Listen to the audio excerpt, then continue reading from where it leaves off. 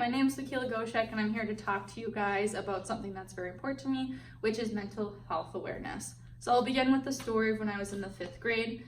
I remember when I went to my classroom, I told everybody that I was getting my tonsils removed and that I was going to be gone for 3 entire days. I wasn't uncomfortable, I wasn't embarrassed, because why would you be embarrassed about talking about an illness, especially openly? So I remember just being absolutely comfortable with it and not ashamed, right? Again, illness is defined by Merriam-Webster's dictionary as an unhealthy condition of body or mind, but we tend to focus more on the body part and thinking that it's more comfortable and more okay and more normalized to speak about a physical illness rather than your mind, your mental illness. So now I just have a question for you guys.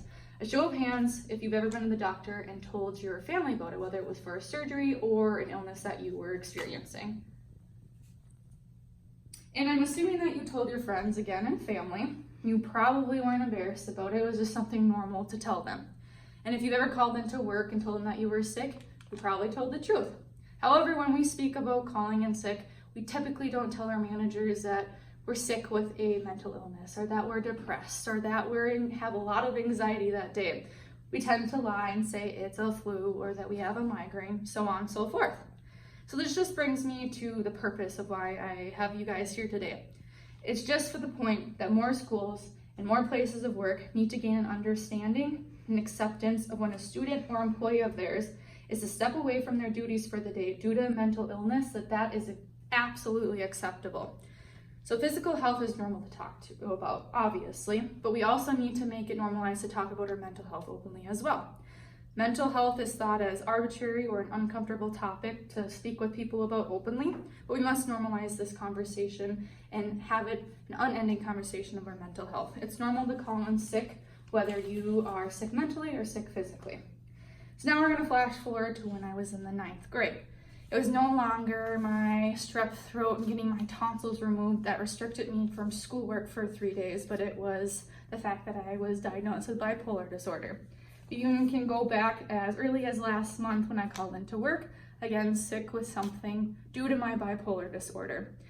I didn't boast to my classmates that time that I was out for 3 days. I actually kept that quite constricted, and I didn't want to share that with anybody. I lied to my manager and said that I was sick with the flu. Now we have an alarming statistic by the Mental Health by the Numbers, written by National Alliance on Mental Illness, that stated 1 in 5 U.S. adults experience mental illness each year, and 1 in 6 of those U.S. aged 6 to 17 experience a mental health disorder each and every year. With such alarming statistics, this conversation should be more normalized because there is such a large amount of people in the majority of our population experiencing these issues. So both physical and mental issues have power to restrict us from doing our normal day in and day out activity, whether that's work or with school. So whether that's a broken leg or a depressive state that we're going through, it prevents us nonetheless from our normal, usual activity at work or school. So it should be normal to talk about our physical illnesses. It should be normal to talk about our mental illnesses, and that's just the point of everything. Again, Boston University Center for Psychiatric Rehabilitation in 1990 stated some of the side effects of going to work when you are experiencing a depressive state or when you're stricken with anxiety. It's the inability to screen out environmental stimuli, such as sounds, smells, sights, etc. The inability to concentrate, the lack of stamina, which means not enough energy for work. Difficulty handling time pressure and multiple tasks. Interacting with others. Difficulty handling negative feedback, and the difficulty responding to change. This brings me back to the whole centralized point of both physical and mental health issues just restrict us from these things. And we need to make sure that we're talking openly with our bosses, with our managers, with our teachers about our mental illness, and then that's okay that we're calling in sick with such issues.